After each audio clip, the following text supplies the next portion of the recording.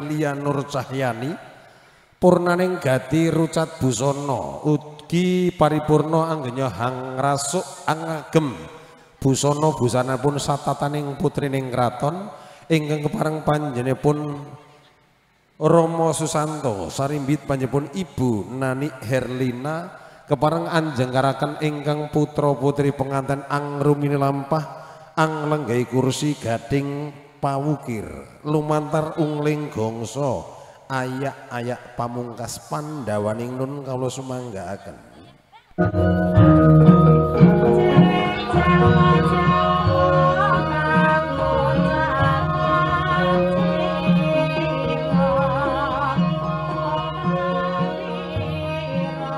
Amit pasang kaliman tabit tinebihno saking bebono seseni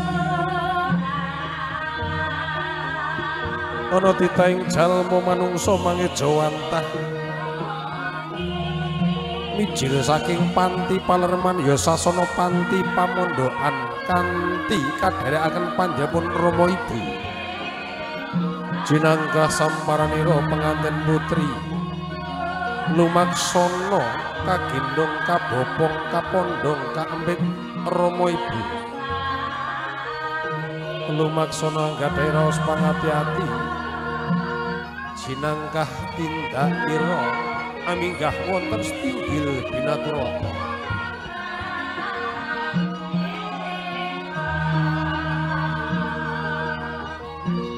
wasana nggondo arum kadharuming sekar tripuspita pancawara sirat mojori sang pengantin putri angrenggahi kursi gading gampar pinasri ya lenggah anggono raras ingkang kadherekaken panjenenganipun Rama Ibu kanthi hangagem busana satataning putri-putri ing kraton katingal labya mombya pating galebyar pating calorot pating pancrat pindho kartika gunging sirpapan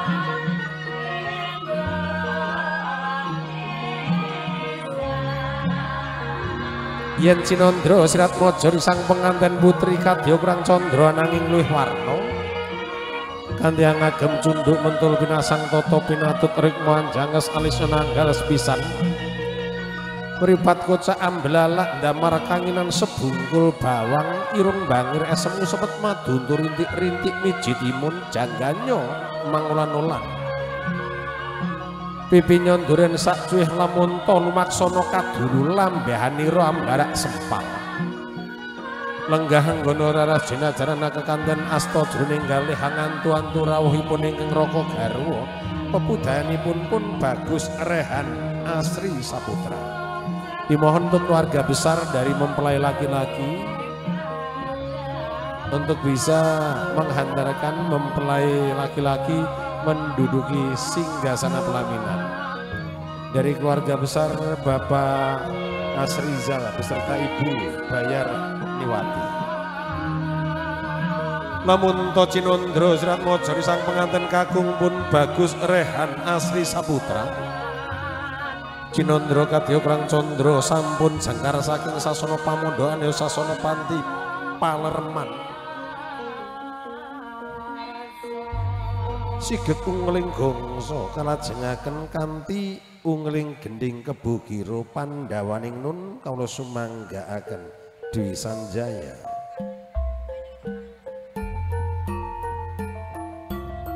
Kasuwun sagung para tamu ingkang kepareng pinarak lenggah wonten Pandhapi Agung kepareng aja meneng sakotawis minangka paring pangurmatan katur sirat mojori sang pengantin kakung pun bagus Rehan Asri Saputra.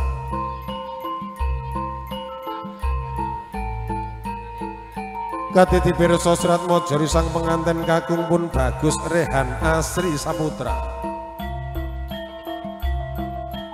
Rucat busana ngagem busana busananipun pengantin kakung. Pinayungan song-song agung kadya pinayungan ngarsanipun Gusti ingkang hakarya jagat. Kepareng jinangkah mlebet wonten ing kori-korining wewangunan ginarubyuk para remaja putra remaja putri saestunipun para pangemban-pangembating praja para satra satriyaning nagari Lamat-lamat saking gapuraning sasana panti pawiwahan kepareng angrumini lampah Senopati sakembaran ingkang kepareng angasta kawujudan Kalpataru Dewandaru Jayandaru cengkir gading minangka pratandha lampahnya penganten kakung anggenya pinarak mlebet wonten ing kori-korning wangunan. Senopati sakembaran angrumini lampah kepareng anglarapaken genduk ayu Aprilia Nur Cahyani mandhap saking kursi rinengga kawujudan kursi Pajaka Mulya kadherekaken panjenengan Rama Ibu anggenya lumaksana jinangkah tindakira nggadhahi raos pangati-ati Rinunce Tripuspita Pancawarna kawujudan Sekar Melati Sekar Kanir Sekar Mawar Sekar Melati ingkang anggondo arum sak kepel gedene anggenya lumaksana Sekar Melati kupat kapitus kadya petiting naga saya caket anggenira lumaksana jinangkah samparanira penganten sarimbit kandhek anggenira lumaksana kinarya amblalak netra kumlawi astanipun penganten kakung miah putri anggenya hangasta kawujudan suruh ingkang tinangsunan benang lawi lamun to beda lawan kurep lan lumai abebalangan gantelan suruh yen ginigit padha rasane amantesi wanedya ingkang setya mring Grunadi genduk ayu Aprilia Nur Cahyani lamun to setya bekti mring Grunadi kanthi tangkeping asta penganten sarimbit ingkang cek adicara siram Jamas Denwiji Tirta Perwitasari ibu pangadibusana saking Galeria Tika amartitesaken adicara siram Jamas kanthi angrapal japa mantra umbul donga ingkang putra putri penganten kekalih Denwiji Tirta Perwitasari manunggaling sih katresnan jati ingkang kepareng nyuci badanira penganten sarimbit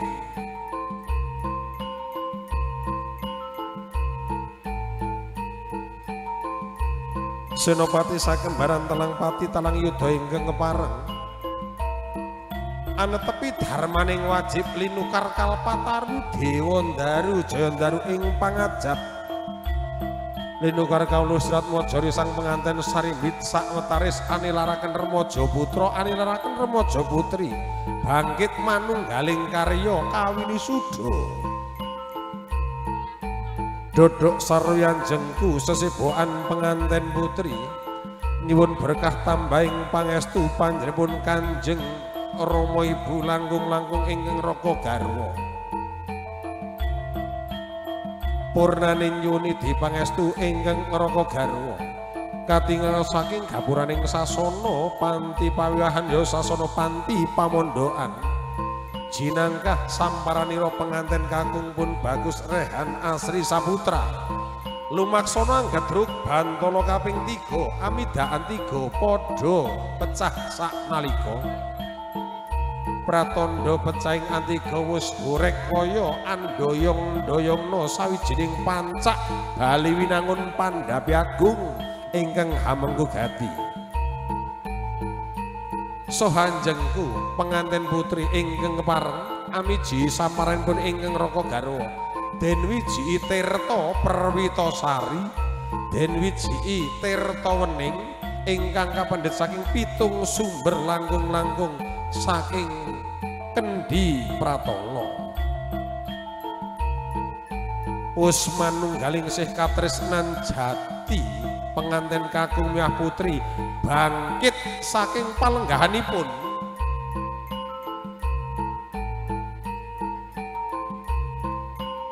genduk ayu Aprilia Nur Cahyani setya bekti dumateng kakungipun ingkang Raka Garwa jumeneng saha jinajaran akekanten asta kepareng mangkih panjenenganipun penganten kakung miah putri tindak lumaksana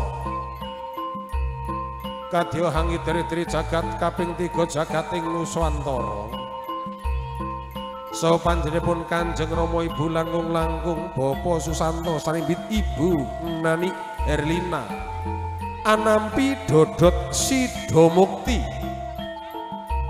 ingkang putra-putri penganten kapondhong kabopong kaboyong manunggaling sih katresnan jati lumantar panjenenganipun kadang pisan kepareng putra-putri penganten badhe kalenggahaken kepareng badhe anglenggahi kursi gading dampar pinasri ya kursi gading pawukir.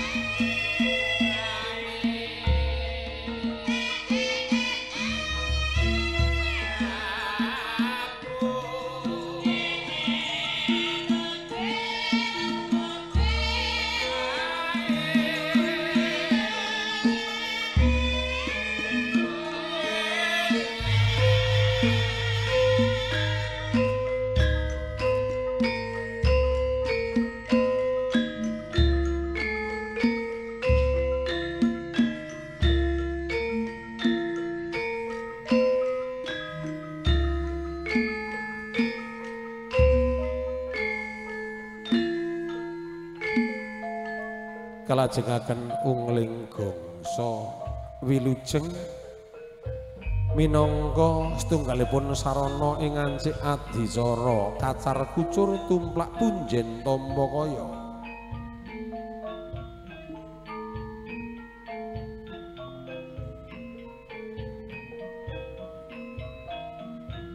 sarwi anadah amlumah ingkang putra putri penganten. Penganten kakung ngaturaken setunggalipun bebono ing ancik adicara tumplak punjen tamba kaya ingkang isinipun arta receh wos kuning kacang ijo dalah sak pinunggalanipun minangka setunggalipun sarana anggenipun penganten putra putri anglampahi jejibahan luhur.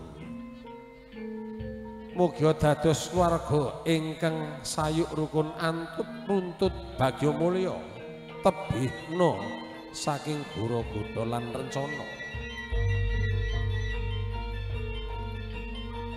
Adicara angka urut salajengipun naninjih adicara dahar kalimah gembul bujana Andrawina dulang dinulang ingkang putra putri penganten Genduk Ayu Aprilia andedulang garwanipun ugipun Bagus Rehan andedulang ingkang garwa kanthi raos sekeca saha mangeca-eca kalajengaken adicara unjuk tirta perwitasari ingkang kapendhet saking Kendhi Pratana.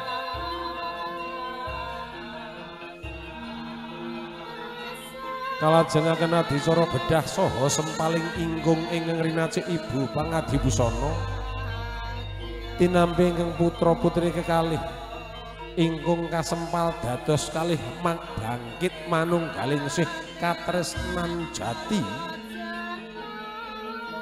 anggenya hangai jejibahan luhur ambika kori korining gesang bebrayan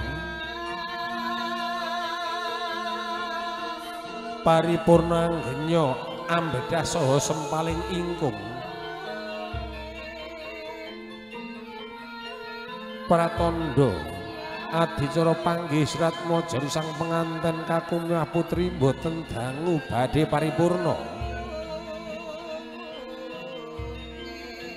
mekaten menggaing adicara panggih Srat Majar sang penganten putri mbok menawi anggen kawula matur jumeneng saha kepareng kumawantun nyigeg panjenenganipun para rawuh kakungah putri ingkang nembe wawan pangandikan awrat nampi dawuhipun ingkang hamengku gati Bapa Susanto mbok menawi atur kawula kirang nuju prana andhap asoring marah nyuwun pangapunten kepareng kawula badhe lengser kanthi asesanti jaya awijaya wijayanti rahayu ing samya pinanggih Suradira jaya ningrat lebur dening pangastuti akhirul kalam. Wabillahi taufiq hidayah. Assalamualaikum warahmatullahi wabarakatuh.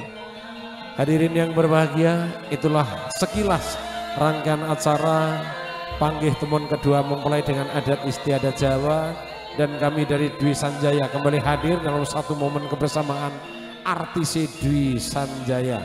Namun sebelum saya hadirkan karena permintaan dari yang sangat istimewa tuan rumah ataupun dari Mas Susanto. Lalu sekarang Pak Susanto yang melangsungkan resepsi mempelai berdua. Beliau mengharapkan tadi satu instruksi Kung sebelum Mas Joko saudara saya dari Damasraya undur diri, mohon bisa kembali untuk bergabung bareng di Sanjaya. Juga permintaan, oke, siap-siap. Nanti dari keluarga besar tuan rumah Mbak Jamilah, Mbak Marni dari pasukan dapur diharap berjoget. Berarti nyanyi gitu bos, berjoget dong. Wah oke. Mas Joko, mboten ketang sak kalimah saged damel jambi saya. Ngendikanipun para winasis, godhong kates sing pait wae bisa kanggo tombo. Apa meneh Mas Joko sing legi iso kanggo jambi saya. Ora Mas Joko sing pait.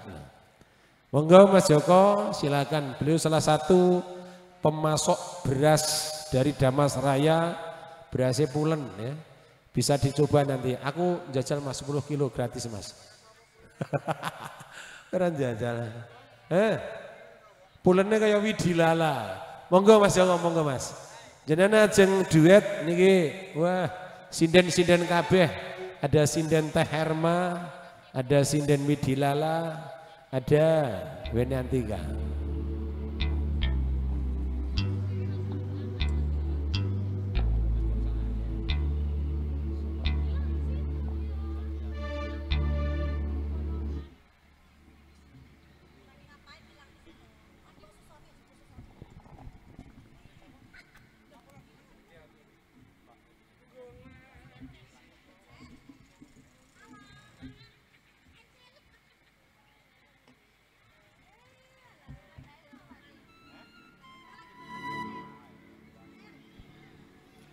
Nggih matur nuwun dumateng Mas Susanto. Ayah saiki wis mantu.